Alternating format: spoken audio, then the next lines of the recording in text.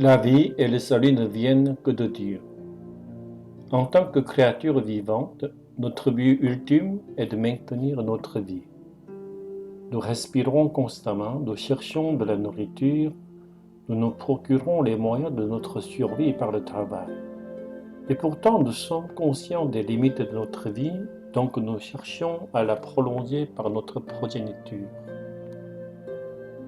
D'ailleurs, nous cherchons la source de la vie dans les religions censées sauver les âmes pour une vie transcendant la mort.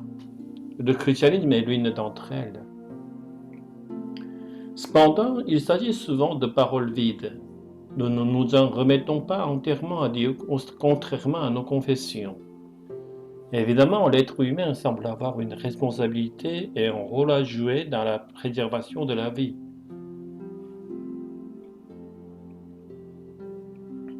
Bien que ce soit à l'état inconscient, nous sommes ceux qui respirent. C'est nous qui travaillons.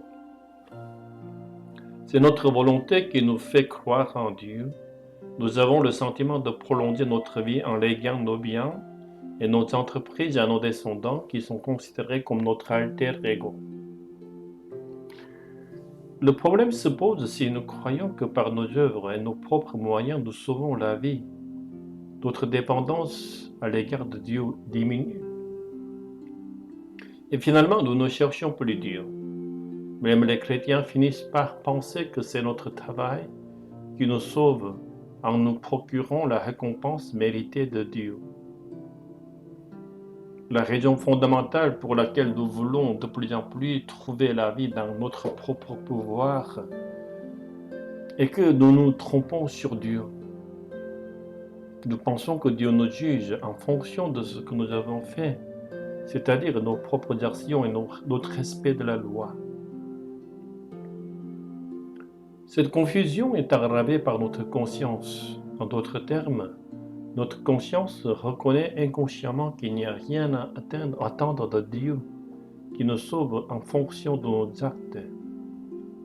Car nous savons très bien que nous ne respectons pas pleinement la loi et que nous ne faisons pas le bien comme nous le devrions.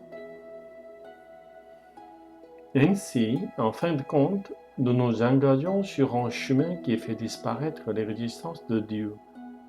Les croyants commencent plutôt à utiliser le nom de Dieu pour opprimer les personnes se réclamant d'idéologies différentes, en les qualifiant d'ennemis de Dieu. Ils poursuivent leurs propres intérêts avec plus d'audace et d'intelligence hypocrite sous la bannière de Dieu.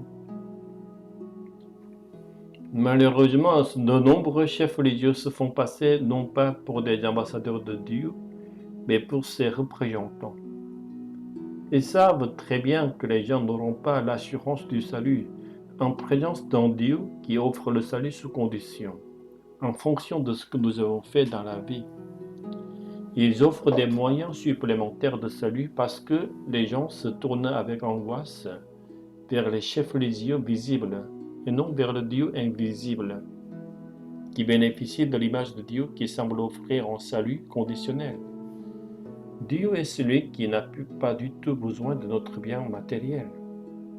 Dieu n'a pas promis le salut en contrepartie de nos services.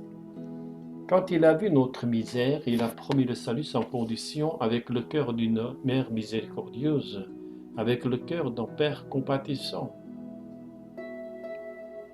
Ainsi, ce sur quoi nous devons nous concentrer pour trouver le salut n'est pas notre mérite, mais la miséricorde de Dieu le Père.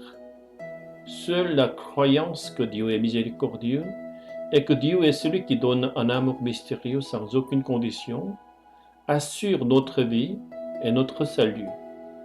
La crainte que l'on puisse être éliminé du salut à cause de ses actions doit être exclue de la vraie foi.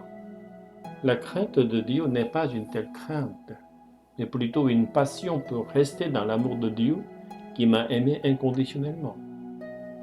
En résumé, la crainte de Dieu consiste à étudier la parole de Dieu et à essayer d'aimer le Dieu invisible et d'aimer nos voisins qui parfois nous font mal au cœur. On ne devrait craindre Dieu que pour se préoccuper davantage de la manière dont on peut aimer Dieu et le monde sans condition, ayant reçu de Dieu un amour inconditionnel et mystérieux. Il est au-delà de nos capacités d'aimer le Dieu invisible et nos voisins qui nous font mal au cœur. Si nous essayons de le faire par nous-mêmes, cela se termine par un échec. Je prie au nom de Jésus qui a révélé l'amour mystérieux de Dieu en donnant sa vie sur la croix pour nous, qu'il nous accorde la grâce de garder et de sauver la vie, qu'il nous donne la foi, la capacité de croire en la promesse du salut inconditionnel de Dieu. Amen.